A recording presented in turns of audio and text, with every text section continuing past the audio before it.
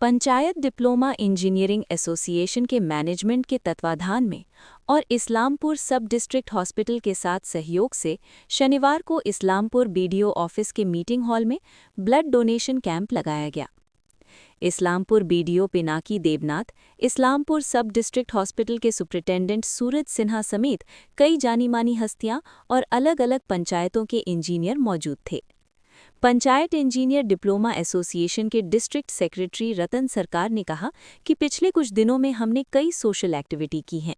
Blood donate करना एक बहुत अच्छी पहल है, इसीलिए ये ब्लड डोनेशन कैंप लगाया जा रहा है।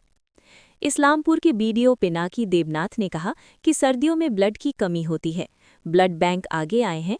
इस ब्लड डोनेशन कैंप लगाने के लिए धन्यवाद। उत्तर दिनाजपुर पंचायत डिप्लोमा ইঞ্জিনিয়ার অ্যাসোসিয়েশনের পক্ষ থেকে রক্তদান শিবিরটা করা হচ্ছে ইসলামপুর বিডিও অফিসে করা হয়েছে।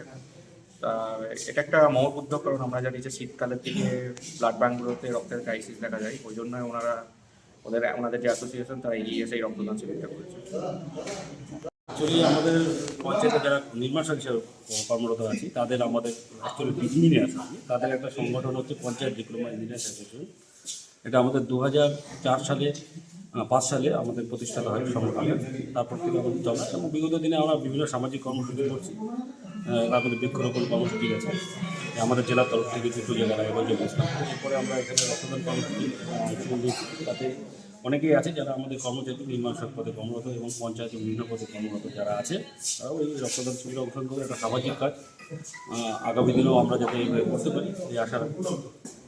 আপনার নাম? আমার নাম রতন সরকার, আমি জেলা সম্পাদক পঞ্চায়েত ডিপ্লোমা ইঞ্জিনিয়ার অ্যাসোসিয়েশন।